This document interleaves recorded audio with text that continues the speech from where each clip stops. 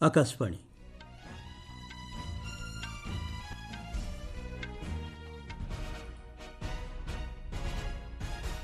संवाद पढ़ुछंती उदयनाथ स्वाई। चंद्रपृष्ठକୁ जड़े भारतीयों को नहीं सुरक्षित भाव फेराई आनिबा अभियान उपरे भारत कार्य करुछि कहिले इसरो अध्यक्ष।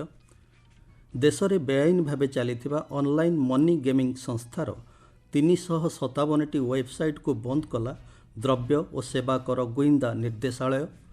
स्टार्टअप गुड़ी को नूतन चिंताधारा एवं उद्भावन को आपणाइबा सह देशर आवश्यकता को प्राथमिकता देवाक परामर्श देले केंद्र शिल्पमंत्री।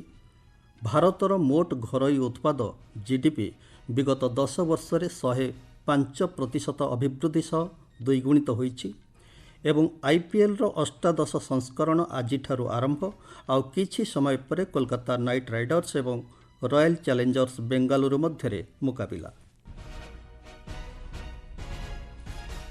भारतीय महाकाश गवेषणा संस्था इसरो अध्यक्ष डॉक्टर वी नारायणन कहिसंती चंद्रपृष्ठ को जड़े भारतीयों को नहीं सुरक्षित भाव फेराई आनिबा अभियान उपरे इसरो कार्य करुछि।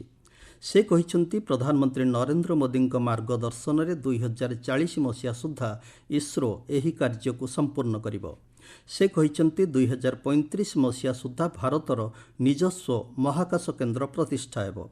भारतीय महाकाश कार्यक्रमर प्रेरणादायी यात्रा संपर्क में उल्लेख करी से कहिसंती प्रथम प्रयास रे गोटिए रॉकेट व्यवहार करी मंगल अभियान को सफलतार सह संपन्न करिबारे इसरो एकमात्र महाकाश संस्था। गतकाली पंजाबर जलंधर निकटस्थ एक घरोई विश्वविद्यालय रे आयोजित अष्टम छात्र संसद रे मुख्य अतिथि भाव जोगदे श्री नारायणन यह कहिसंती। से कहिसंती निज मिशन रो सफलता पई आमको अन्य मानक ठारू शिखिबाको हेबो। भारत रे अनेक सुजोग रहिछि बोली विश्वास करिबाको से छात्र छात्री मानक उत्साहित करथिले। देश को एक विकसित राष्ट्र रे परिणत करिबा लागि योगदान पई जे कोनोसी मनोनीत क्षेत्र रे उत्कृष्ट हेबा पई निष्ठावान होई कार्य करिबा उपरे श्री नारायणन छात्र छात्री मानक परामर्श देथिले।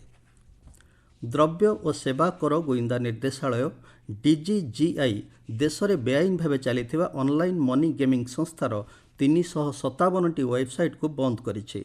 डीजीजीआई एही संस्थागुड़िक विरुद्ध रे कार्यानुष्ठान जोरदार करिछि। ऑनलाइन गेमिंग उभय देश एवं देश बाहर परिचालित होउछि। ऑनलाइन मनी गेमिंग बेटिंग किंबा जुआरे प्राय 700 विदेशी संस्था डीजीजीआई नजर रे रहिछंती। अर्थ मंत्रालय एक विबृत्ति रे कहिछि एही संस्थागुड़िक पंजीकरण करिबारे विफल हेबा परे कर योग्य देय लुचाइबा सह कर पैठ करने अणदेखा करी जीएसटी रु बर्ती जाउछंती। निकटरे डीजीजीआई एक चढ़ऊ अभियान रे अंशग्रहणकारी टंका आदाय पई व्यवहृत होइथिबा बैंक अकाउंट को अचल करने सह पाखापाखि 2000 बैंक अकाउंट एवं 4 कोटी टंका जबत करथिला।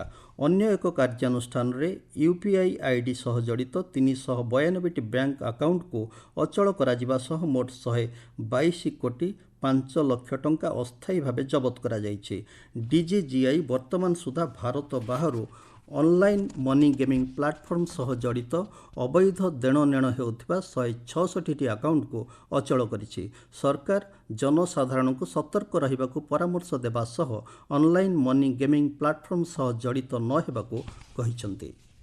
केंद्र शिल्पमंत्री पीयूष गोयल स्टार्टअप गुड़ी को नूतन चिंताधारा एवं उद्भावन को ग्रहण करने सहित समाज एवं देशर आवश्यकता को प्राथमिकता देवाकू परामर्श देइछंती।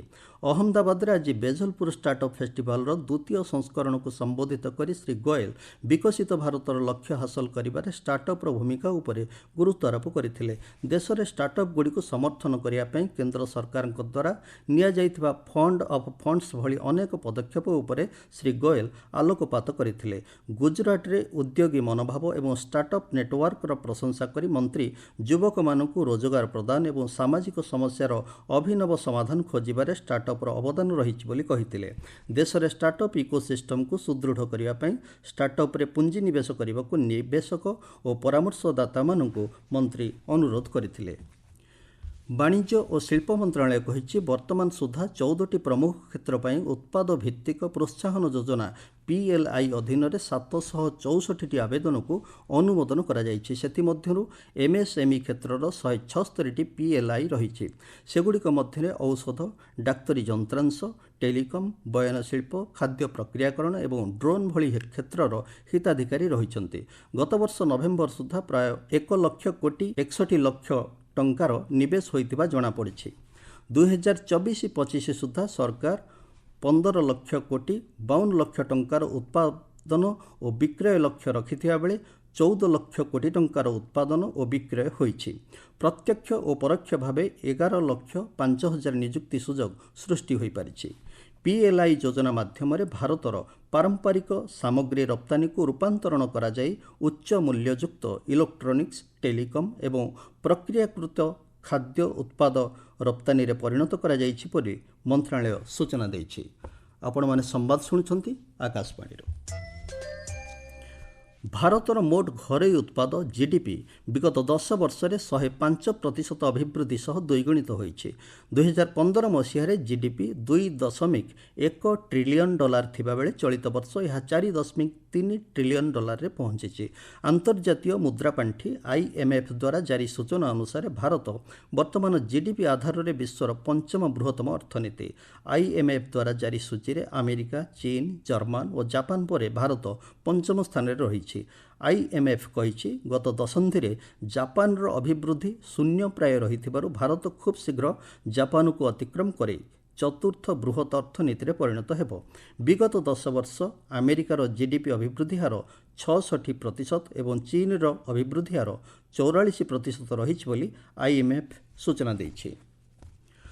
ଜଳ ସଂରକ୍ଷଣ ଉପରେ ଗୁରୁତ୍ୱ ଏବଂ ଶକ୍ତି ସଞ୍ଚୟକୁ ପ୍ରୋତ୍ସାହନ ପ୍ରଦାନ କରିବା ଲକ୍ଷ୍ୟରେ ଆଜି ଆର୍ଥ ଆୱାର ଅଭିଯାନ ପାଳନ କରାଯାଉଛି। ବିଶ୍ୱ ପାଇଁ ଶକ୍ତି ସଂରକ୍ଷଣର ଗୁରୁତ୍ୱକୁ ଦର୍ଶାଇବା ଉଦ୍ଦେଶ୍ୟରେ ପ୍ରତିବର୍ଷ ମାର୍ଚ୍ଚ ମାସରେ ଏହି ଆର୍ଥ ଆୱାର ଅଭିଯାନ ପାଳନ କରାଯାଇଥାଏ। ଆଜି ରାତି 8:30ରୁ 9:30 ପର୍ଯ୍ୟନ୍ତ ଏହି ଅଭିଯାନ ପାଳନ କରାଯିବ। ପରିବେଶ ଏବଂ ଶକ୍ତି କ୍ଷେତ୍ରରେ ପ୍ରତିବଦ୍ଧତାର ପ୍ରଦର୍ଶନ ସ୍ୱରୂପ ଆଜି ଅତ୍ୟାବଶ୍ୟକ ଶକ୍ତି ଉତ୍ସଗୁଡ଼ିକୁ ଏହି 1 ଘଣ୍ଟା ପର୍ଯ୍ୟନ୍ତ ବନ୍ଦ ରଖିବାକୁ ସମସ୍ତଙ୍କୁ ଆହ୍ୱାନ ଦିଆଯାଇଛି। ଏହି ଐତିହାସିକ କାର୍ଯ୍ୟକ୍ରମରେ ଦେଶର ସମସ୍ତ ସରକାରୀ, ବେସରକାରୀ ପ୍ରତିଷ୍ଠାନ, ବ୍ୟବସାୟ ଏବଂ ବ୍ୟକ୍ତିବିଶେଷ ଅଂଶଗ୍ରହଣ କରିଥାନ୍ତି। 2007 ମସିହାରେ ଅଷ୍ଟ୍ରେଲିଆର ସିଡ୍ନୀଠାରେ ପ୍ରଥମ ଥର ପାଇଁ ଏହି ଅଭିଯାନ ପାଳନ କରାଯାଇଥିଲା। ଦକ୍ଷିଣ ପଶ୍ଚିମ ନାଇଜରର ଏକ ମସଜିଦ ଉପରେ ହୋଇଥିବା ଆକ୍ରମଣରେ 44 ଜଣ ସାଧାରଣ ନାଗରିକଙ୍କ ମୃତ୍ୟୁ ହୋଇଥିବା ବେଳେ 13 ଜଣ ଆହତ ହୋଇଛନ୍ତି।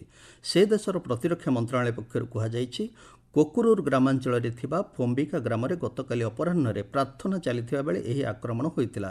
ପଶ୍ଚିମ ଆଫ୍ରିକାରେ ଆଲ୍-କାଏଦା ଓ ଇସଲାମିକ ଷ୍ଟେଟ୍ ସହ ଜଡ଼ିତ ଜିହାଦୀ ବିଦ୍ରୋହର କେନ୍ଦ୍ରସ୍ଥଳ ଭାବେ ପରିଚିତ ନାଇଜର, ବୁର୍କିନା ଫାସୋ ଓ ମାଲିର ତ୍ରିସୀମାନ୍ତ ଅଞ୍ଚଳରେ ଏହି ସ୍ଥାନ ରହିଛି।